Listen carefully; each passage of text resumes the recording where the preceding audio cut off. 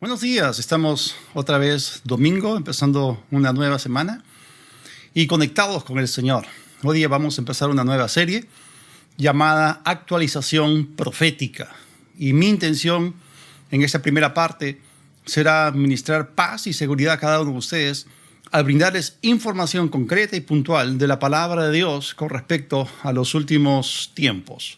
Pero antes de averiguar lo que Dios tiene que decirnos con respecto a los últimos días, vamos a ver lo que ocurrió en los primeros días. ¿Sabían ustedes que existe en la Biblia existe una relación entre lo histórico y lo profético? Así que antes de hablar del final, vamos a hablar del inicio. Y vamos a ir al inicio de todo, que es en Génesis el capítulo 1, en el versículo 1. Y la palabra de Dios nos dice, en el principio creó Dios los cielos y la tierra.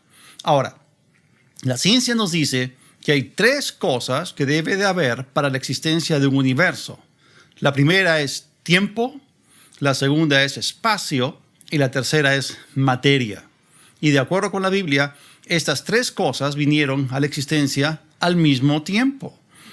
Tú no puedes tener materia sin espacio, porque ¿dónde la pondrías?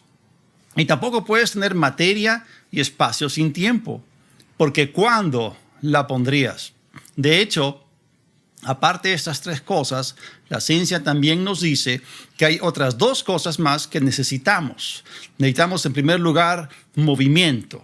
Miren, es grandioso tener materia, espacio, tiempo, pero uno si se sienta allí sin hacer nada, ¿cuál sería el objeto de dicho universo? Así que, aparte de estas tres, necesitamos una cuarta cosa llamada movimiento.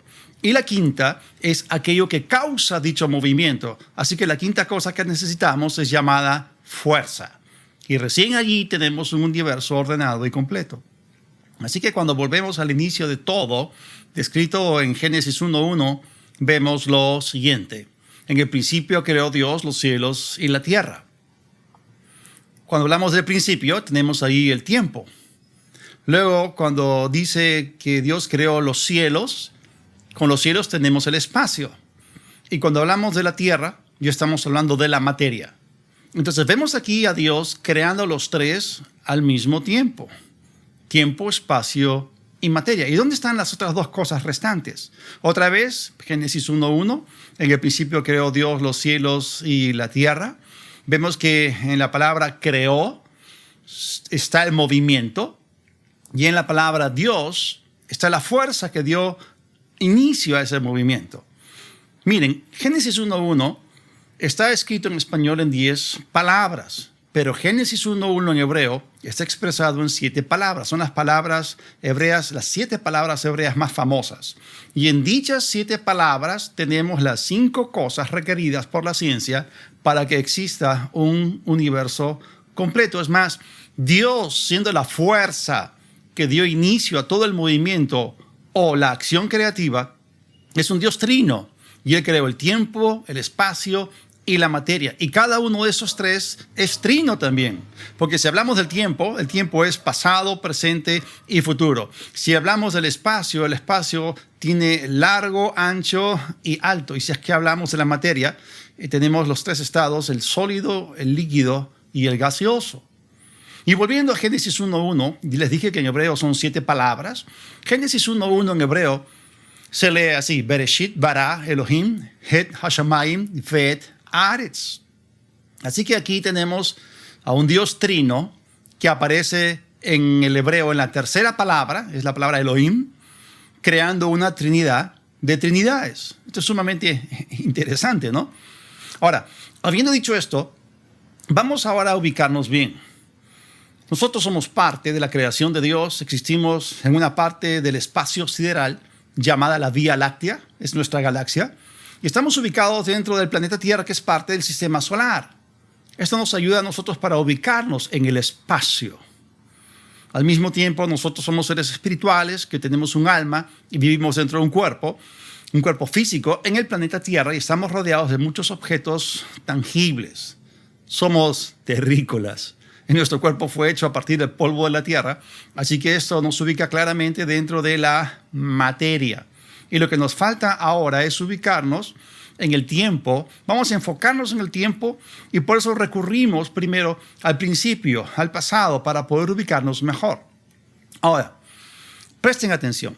Existe en la Biblia una línea de tiempo. Una línea de tiempo definida. Este tiempo de la cuarentena ha sido un tiempo, y hasta ahora permanece, ¿no? Un tiempo muy interesante porque uno comienza a investigar, comienza a descubrir cosas nuevas. He estado aprendiendo cómo conectar cámaras a la computadora, cómo reconocer el dispositivo de la cámara, cómo conectar un micrófono a la computadora que no tiene. Y también he estado aprendiendo un poco sobre live streaming. Y otra cosa que también he estado aprendiendo son programas de edición de video. Y una de las cosas que descubrí, y voy a mostrar en pantalla cómo luce un programa de edición de video. En la parte inferior ustedes van a ver que hay una línea de tiempo. Eso es lo que se conoce como timeline. Es una línea de tiempo en la cual ustedes van a poder ver allí que están las imágenes transcurriendo unas tras otras y debajo está la forma de la onda de sonido. Es decir, vemos ahí video, vemos audio, vemos imágenes y sonidos en el tiempo conforme este transcurre. Esto es importante. Pero, de la misma forma, en la línea de tiempo de Dios, hay sucesos, eventos y acontecimientos preordenados por Él. ¿A qué me refiero? Estoy hablando de cosas que no fueron iniciadas por el hombre, que no ocurrieron de una manera aleatoria, sino que fueron planificadas por Dios desde antes de la fundación del mundo. El llamamiento de Abraham, el pacto que Dios hizo con Abraham en Génesis 15.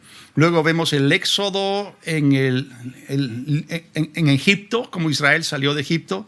Vemos la entrega de la ley, vemos la conquista de la tierra prometida. Y más adelante hay muchos eventos que podemos mencionar. Pero ya llegando al Nuevo Testamento, vemos la primera venida de Cristo, su ministerio, su resurrección. Vemos su ascensión, vemos su venida, mejor dicho, la venida del Espíritu Santo en Pentecostés. Vemos el establecimiento de la iglesia, vemos que esto da inicio a la era de la iglesia. Y más adelante, cuando termina la era de la iglesia, está el rapto. Luego viene el periodo llamado de la tribulación. Y vemos luego la segunda venida de Cristo.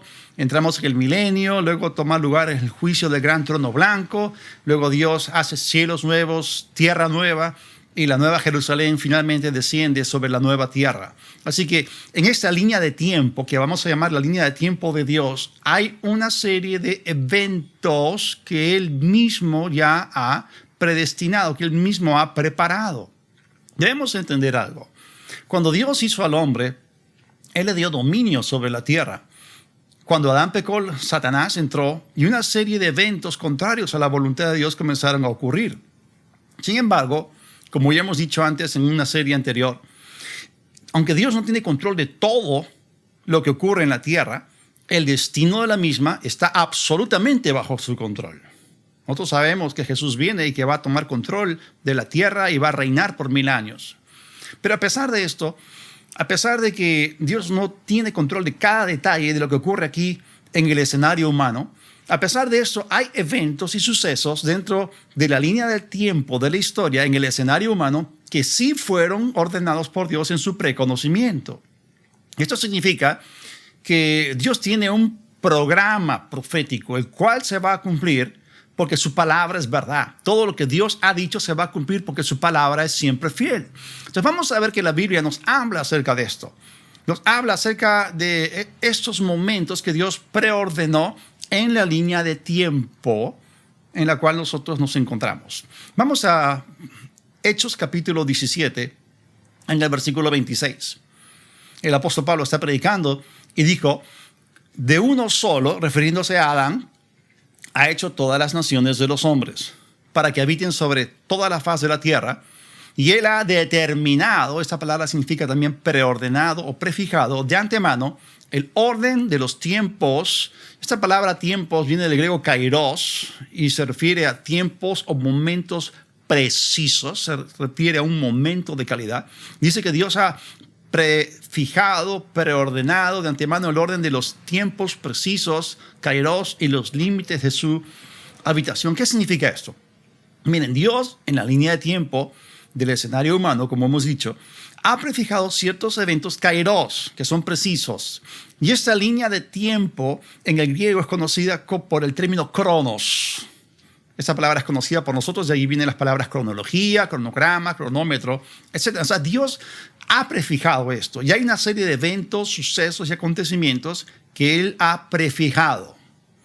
Vamos ahora al libro de Hechos también, en el capítulo 1, en el versículo 7, justo antes de ascender al cielo.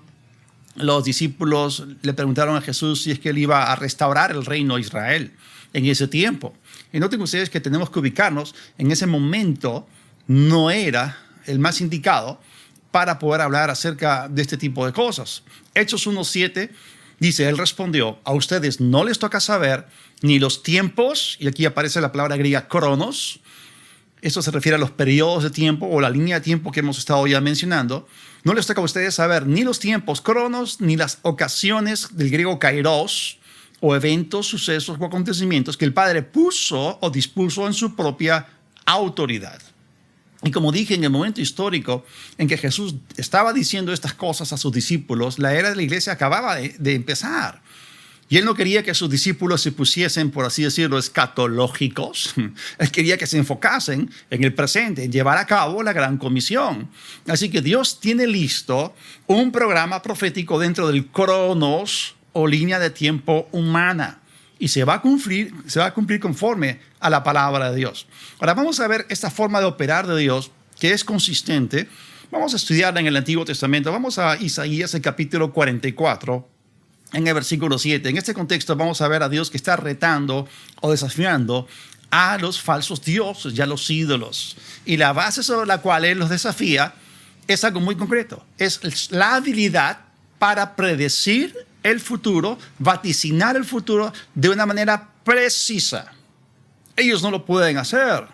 Los ídolos son dioses muertos, no tienen vida. Pero Isaías 44:7 dice, ¿quién puede proclamar lo que está por venir? ¿Quién puede declararlo y ponerlo en orden ante mí como lo hago yo desde que establecí el pueblo antiguo? Y ahora le dice a los ídolos, anuncien lo que viene, lo que está por venir. No pueden hacerlo, pero Dios sí puede hacerlo. Y hay una cosa que es parte de Dios, de su naturaleza, es que esto se llama en la Biblia el preconocimiento o la presciencia de Dios, del griego prognosis. Esto significa que Dios conoce todas las cosas desde antes que ocurran. Hay una forma de decirlo, Dios recuerda el futuro. Interesante que cuando nos acercamos a la Biblia, y aunque la Biblia contiene material histórico, la Biblia no es un libro de historia. Aunque contiene pasajes poéticos, la Biblia no es un libro de poesía. Y aunque también contiene pasajes proféticos, no es un libro de profecía. Es la revelación de Dios que apunta directamente a Jesucristo y comprende todo ello y aún muchísimo más. Es interesante que nosotros podríamos decir, porque hay gente que se burla de la Biblia y dice que la Biblia es un libro arcaico. Pero yo les puedo decir con toda confianza que la Biblia está más actualizada que el periódico de mañana. Ahora, sigamos viendo la forma de operar de Dios. En Isaías, el capítulo 46, en el versículo 10, tenemos una tremenda declaración, una tremenda revelación. Dios dijo, yo declaro el fin desde el principio y desde la antigüedad lo que aún no ha sido hecho. Yo digo, mi propósito o mi plan será establecido o se realizará y haré todo lo que quiero. Noten ustedes, Dios declara el fin desde el principio. ¿Qué significa esto? ¿A qué se refiere la Biblia con el principio? El principio es el principio del libro de Génesis. Esto significa que Dios desde el principio, desde el libro de Génesis, ha estado declarando el fin de los tiempos. Y como ya hemos visto anteriormente, Dios lo declara en orden. Su propósito finalmente será cumplido a pesar de lo que el hombre y el diablo hagan. Ahora, vamos a ver una manera en la cual Dios revela el fin desde el principio. Por ejemplo, seguramente la mayor parte de nosotros conoce el relato de Génesis capítulo 1, donde se nos dice que Dios compuso la tierra en 6 días y en el 7º día reposó. Ahora, hay gente que quiere meter ahí las diferentes eras de la antigüedad para decir que cada uno de esos días, entre comillas, duró millones de años. Eso es falso. En hebreo, la indicación es clara, son días literales. El término hebreo para día utilizado y es la palabra yom. Y yom significa un periodo de 24 horas. No solamente allí, sino en toda la Biblia. Es más, hoy día en Israel, que se habla hebreo, la palabra yom sigue refiriéndose a un periodo de 24 horas. Entonces vemos ahí que Dios compuso la tierra en 6 días, en el séptimo día reposó. Y aunque Dios llevó a cabo dicha labor justamente en 6 días y descansó en el séptimo, ese relato histórico verdadero apunta a algo de lo que hemos venido diciendo que Dios dispuso con respecto a la línea de tiempo en el escenario del hombre. Dichos 7 días representan 7,000 años, dentro de los cuales la historia de la tierra está enmarcada. Ahora, Dios nos da una ayudadita, por así decirlo. En segunda de Pedro hay una clave escatológica que el apóstol Pedro nos da dentro de un contexto de los últimos días y que nos ayuda a entenderlos. Segunda de Pedro 3, el versículo 8 dice: mas, oh amados, no ignoren esto, que para con el Señor un día es como 1,000 años y 1,000 años como un día. O sea, hay cosas que nosotros no debemos ignorar. Hay cosas que no debemos ignorar porque si no seremos fácilmente engañados o la gente nos puede turbar. Ahora, vamos a ver esto, ¿qué significa dentro de la línea de tiempo de Dios?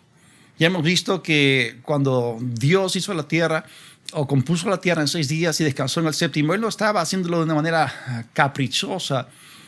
Él lo estaba haciendo de una manera intencional. ¿Sabían ustedes que esto de la semana no es algo que el hombre inventó?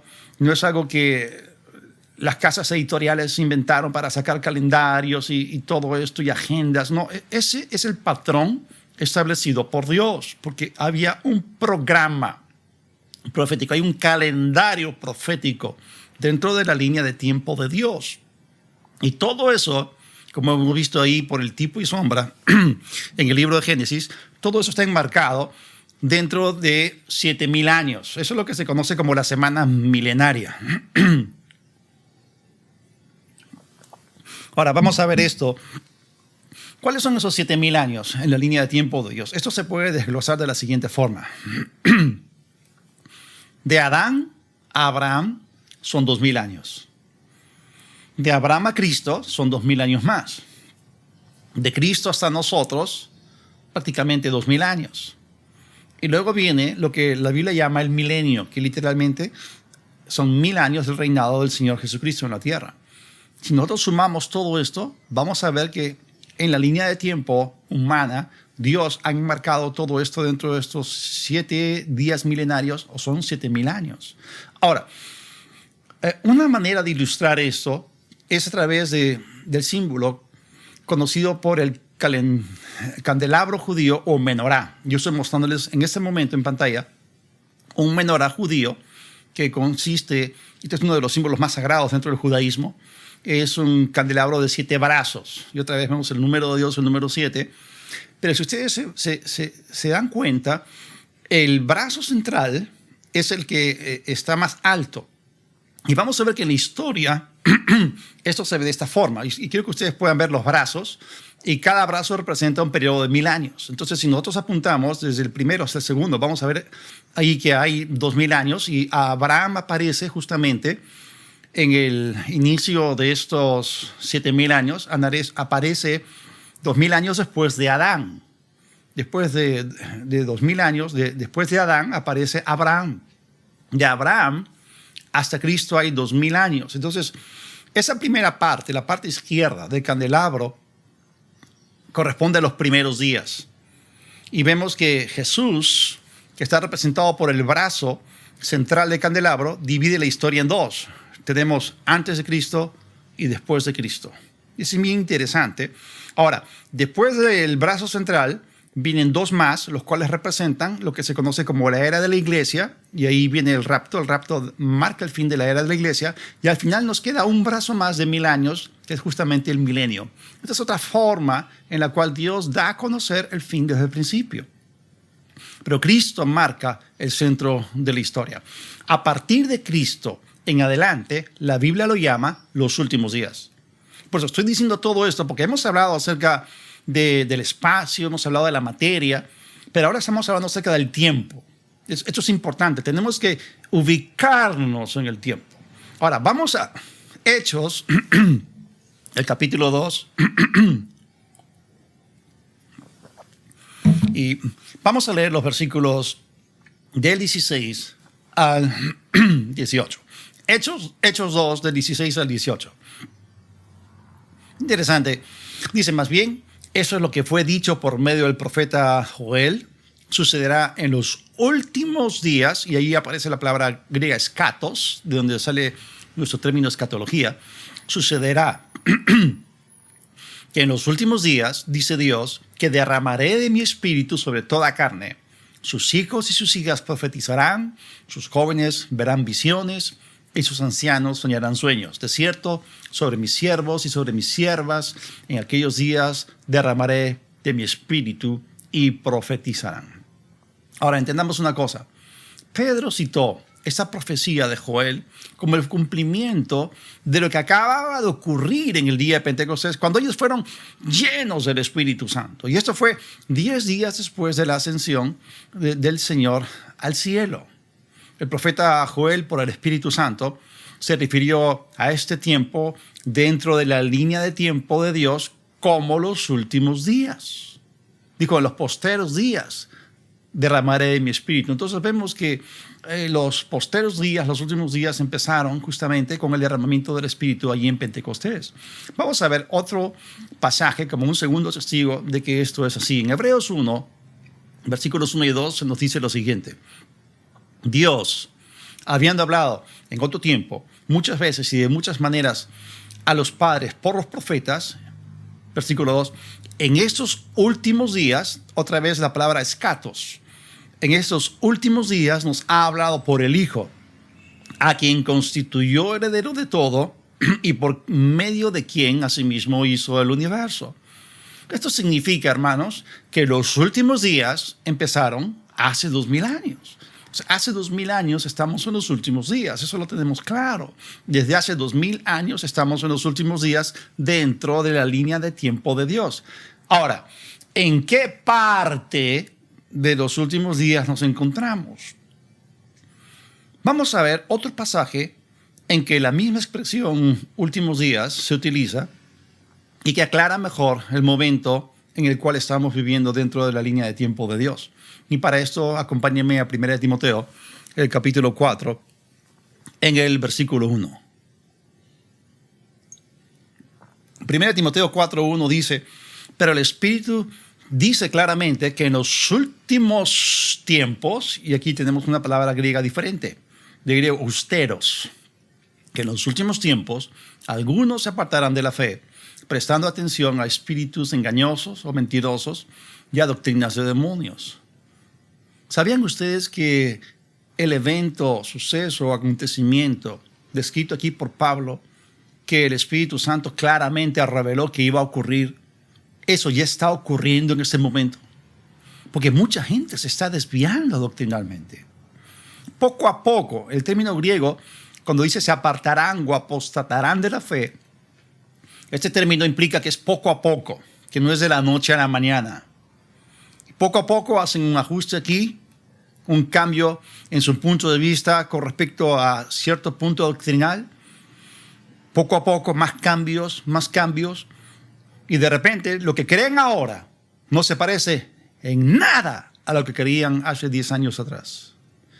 Hace 10 años creían en el diezmo, creían en el rapto, creían que Dios aún tiene un propósito con la nación de Israel, pero ahora han cambiado radicalmente su posición al respecto. Esas cosas están ocurriendo en nuestros días. Entonces, ya estamos en ese tiempo. Ahora, estas dos palabras griegas que hemos mencionado, que son escatos y austeros, ambas describen los últimos tiempos. Pero ¿cuál es la diferencia entre ellas? Bueno, escatos significa los últimos tiempos, se refiere a los últimos días. Pero austeros se refiere a lo último de lo último. La parte final de esos posteros días. Es decir, usteros se refiere al mismo fin de la era de la iglesia, el fin de los 2000 años que han transcurrido desde Cristo, y estamos allí. Ahora, quiero aclarar algo con respecto a lo que la gente está hablando últimamente, porque hay en las redes sociales muchos que están alarmando al pueblo de Dios, trayendo un mensaje de temor, de desesperación. En inglés, a esas personas se les conoce como prophets of doom and gloom. Eso se traduce como profetas de pesimismo y fatalidad. Y eso es lo que comunican con sus mensajes trágicos. Y lo que están diciendo estos predicadores y pastores no encaja en lo absoluto con las Escrituras. Porque hay varios que ya están diciendo que estamos en el tiempo de dolores de parto mencionados en Mateo 24. Otros dicen que la actual pandemia de coronavirus es el cuarto jinete de Apocalipsis capítulo 6. Se habla de un caballo amarillo. En el griego es la palabra kloros, color verde pálido, como de cadáver, que representa pestilencias, que representa pestes. Y la pregunta que naturalmente surge es esta. Dentro de la línea de tiempo de Dios, ¿estamos ya en los días de Mateo 24? ¿Estamos ya en los días de Apocalipsis capítulo 6? Con toda autoridad. Y para su tranquilidad les digo que aún no. Y se los voy a demostrar. Recibir un poco de ubicaína bíblica nos hará bien y nos dará paz. Hay gente que seguramente está perdida en el espacio. Hay gente que está perdida en la materia que lo rodea. Pero no nos podemos dar el lujo de estar perdidos en el tiempo. Vamos a ver lo que la palabra de Dios nos dice, no lo que nosotros pensamos o imaginamos que dice. Sí, vamos a Mateo 24, los versículos del 3 al 8, que es un pasaje que la gente está mencionando bastante en esos días. Estando él sentado en el monte de los olivos, sus discípulos se acercaron a él aparte y le dijeron: dinos, ¿cuándo sucederán estas cosas? ¿Y qué señal habrá de tu venida y del fin del mundo? Otra traducción dice del fin del siglo o del fin de esta era. Y respondió Jesús y les dijo: miren que nadie les engañe, porque muchos vendrán en mi nombre diciendo yo soy el Cristo y engañarán a muchos. Versículo 6, oirán de guerras y rumores de guerras. Miren que no los turben, porque es necesario que esto acontezca, pero todavía no es el fin. Porque se levantará nación contra nación y reino contra reino. Habrá hambre y terremotos por todas partes. Pues todas estas cosas son principios de dolores, y la palabra griega se refiere ahí a dolores de parto. Ahora, Mateo 24 es un material que contiene las respuestas de Jesús a las 3 preguntas que sus discípulos judíos le hicieron. Y la primera pregunta tenía que ver: ¿cuándo es que el templo en Jerusalén sería destruido? ¿Cuándo es que se cumpliría eso de que no quedaría piedra sobre piedra? Y Jesús respondió eso mayormente en el libro de Lucas. Pero vemos aquí que 2 de las 3 preguntas tenían que ver con los últimos tiempos, y Jesús fue muy explícito, fue puntual, concreto y directo en cuanto a los últimos días, y él dio 2 indicaciones. La primera es: no dejen que nadie los engañe, y la segunda indicación es: no dejen que nadie los turbe o los alarme. Y lamentablemente, eso es lo que muchos están haciendo ahora con los creyentes. Los están engañando, turbando, los están alarmando. Miren ustedes los videos que están posteando en las redes sociales. Son alarmistas y los engañan enseñando cosas que la Biblia no dice. Otra vez son culpables de una pésima hermenéutica. Son inexpertos no solamente en la palabra de justicia, son inexpertos en la palabra profética más segura, sacando otra vez versículos fuera de contexto y fallando en comparar escrituras que hablan del mismo tema. Cuando Jesús dijo: miren que nadie los engañe y miren que nadie los turbe, lo que estaba diciendo en esencia es que no cualquiera puede enseñar escatología o la doctrina de los últimos tiempos. Y estas personas que se lanzan a hablar de lo que no saben ni entienden han pasado por alto la advertencia de Santiago 3:1 de que no nos hagamos maestros a nosotros mismos, porque recibiremos un juicio más riguroso, sobre todo si engañamos a la grey de Dios y alarmamos a las ovejas de Dios que han sido compradas por la sangre de Jesús. De acuerdo con Ezequiel 34, las ovejas tienen que ser pastoreadas, apacentadas, comunicándoles paz y seguridad, no temor. Ahora, lo siguiente que Jesús dijo fue que las cosas que acababa de mencionar que ocurrirían en dichos tiempos finales serían principio de dolores. Y como dije, esa es la palabra griega típica que se refiere a los dolores de parto de una mujer. Entonces, cuando nosotros escuchamos a estos prophets of doom and gloom, estos profetas de pesimismo y fatalidad hablar, ellos ya están diciendo que nos encontramos en el principio de dolores que Jesús mencionó. Falso. Yo les voy a demostrar que no. O sea, hay algo que la mayoría ignora que viene antes de los dolores de parto. ¿A qué me refiero? Existe algo en la ciencia médica conocido como las contracciones Braxton-Hicks. ¿Qué es eso, Pastor Víctor? Miren, este tipo de contracciones se llama así en honor al doctor Braxton Hicks, justamente. Estas contracciones no son los dolores de parto reales, sino que vienen antes de los dolores de parto y pueden sentirse como dolores de parto, aunque son menos intensos. Estas contracciones son como un calentamiento para el evento principal. Estas contracciones son un endurecimiento de los músculos uterinos por 1 o 2 minutos, que luego ya se relajan y ayudan al cuerpo en su preparación para dar a luz. Son irregulares en duración e intensidad y ocurren con poca frecuencia. No son predecibles ni rítmicos y son más bien una incomodidad que un real dolor. Y a diferencia de las contracciones de labor de parto, las contracciones Braxton-Hicks no se incrementan en frecuencia, duración o intensidad. Aparecen y luego desaparecen para reaparecer en el futuro. Estas contracciones tienden a aumentar en frecuencia e intensidad cuando la mujer se acerca al final del embarazo. Hay mujeres que con frecuencia confunden estas contracciones con el momento de dar a luz. Y como hemos dicho, cuando una mujer se encuentra en las etapas finales del embarazo, las contracciones son como la alarma del cuerpo indicando que el parto se acerca. Pero las contracciones Braxton-Hicks son una falsa alarma, no son lo real. A veces son llamadas falsos dolores de parto.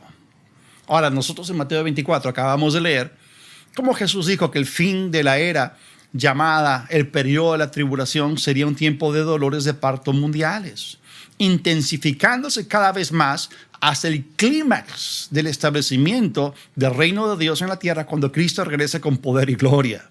Las cosas que Jesús menciona allí corresponden perfectamente con los 6 primeros sellos de Apocalipsis capítulo 6, los cuales el Cordero abre o desata al inicio de la tribulación.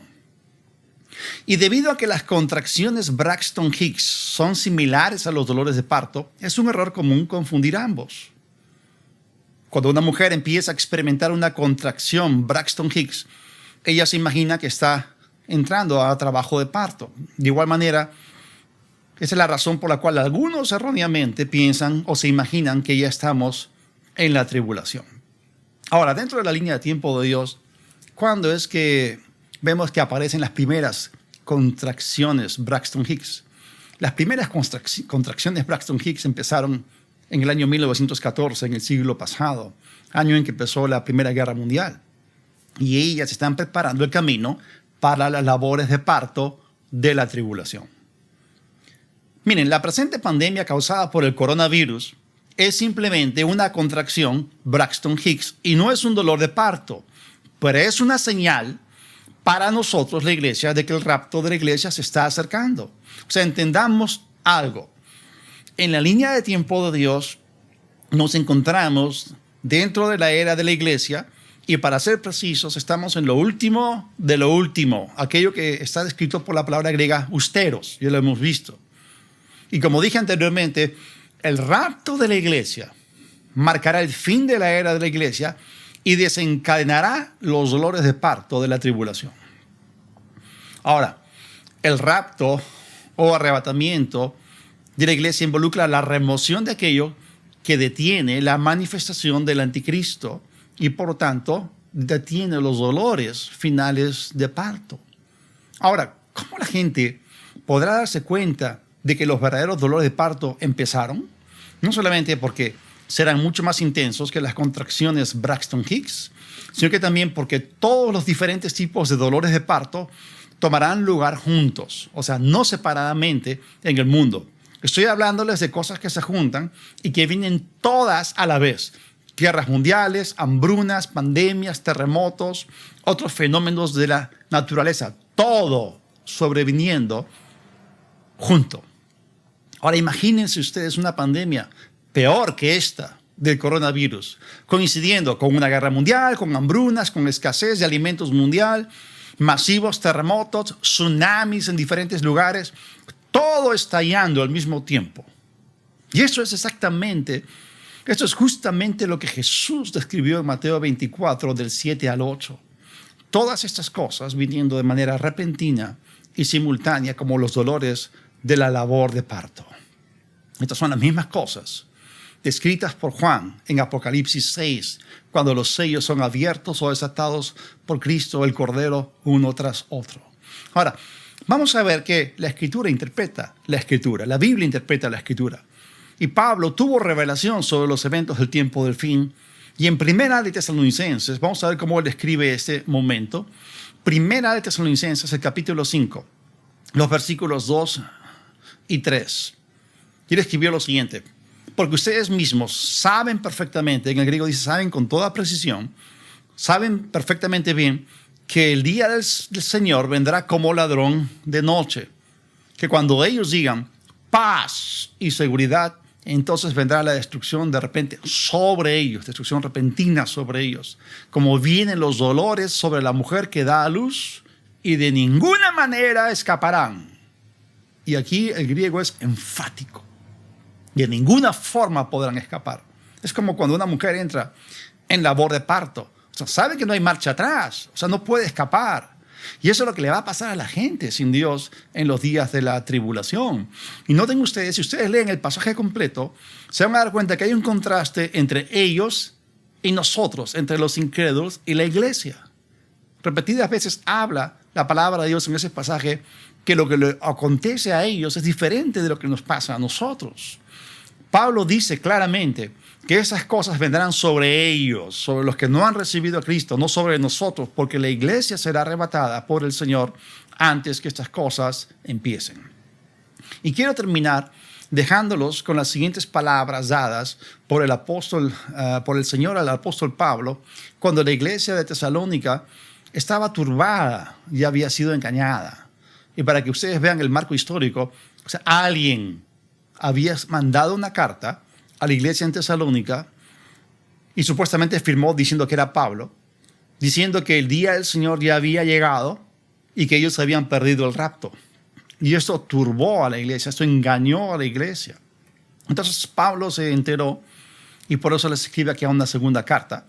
Y en segunda de Tesalonicenses, el capítulo 2, los 3 primeros versículos, él es muy conciso, es muy concreto y nos dice lo siguiente: ahora, con respecto a la venida de nuestro Señor Jesucristo y nuestra reunión con Él, les rogamos, hermanos, que no sean movidos fácilmente de su modo de pensar, ni sean alarmados, ni por espíritu, ni por palabra, ni por carta, como si fuese nuestra, como que ya hubiera llegado el día del Señor.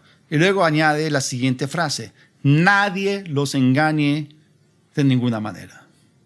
Y miren, lo que Pablo está haciendo es repetir las mismas palabras del Señor Jesús dentro de un contexto de los últimos días. No se turben, no se alarmen, no se dejen mover, no se dejen engañar. Nadie los engañe. Así que, iglesia del Señor, estemos tranquilos. Seamos guardados en completa paz. Que nuestra mente esté enfocada en el Señor que nos guarda y nos preserva para la vida eterna. No se pierda la próxima parte. Antes de continuar con el servicio, oremos. Padre, te damos gracias porque tú nos das a cada uno de nosotros paz y seguridad, Señor. Gracias porque tú eres el príncipe de paz. Y es cierto, tú vienes pronto, pero al mismo tiempo tú nos dices que no temamos manada pequeña, que no temamos, Señor. Y te damos gracias porque tu venida es ciertísima, tú vienes por nosotros. Te damos gracias, Señor, por la esperanza gloriosa y bienaventurada. Porque cuando tú te manifiestes, Señor, nosotros también nos manifestaremos contigo en gloria. Seremos semejantes a ti. Gracias, en el nombre de Jesús. Ahora, si tú no estás seguro de que si mueres, te vas al cielo, tú necesitas estar seguro. Dios no quiere que tú te quedes en incertidumbre. Y ahora, en este escenario mundial, de la pandemia mundial, del coronavirus, esta es una contracción tipo Braxton Hicks. Y seguramente estás aterrado. Seguramente no sabes qué hacer. Pero yo te digo, recibe al Señor Jesucristo. Serás salvo. Y Él te va a dar a ti una tremenda seguridad. Y Él, gracias a Dios, que nos libra de la ira venidera. Él, por su sangre, nos ha justificado. Y la ira de Dios no está sobre nosotros. Si tú quieres recibir a Cristo en tu corazón, repite conmigo esta oración. Hazlo de todo corazón. Cierra tus ojos y repite conmigo. Dios del cielo, vuelvo mis ojos a ti como mi única esperanza y salvación. Gracias por enviar a Jesucristo. Jesús, te entrego mi vida. Te confieso ahora como mi Señor. Creo que el Padre te resucitó de los muertos para mi perdón, para mi justificación. Dios, perdona mis pecados. Recibo ahora tu perdón y el regalo de la vida eterna por la fe en ti. En el nombre de Jesús. Amén.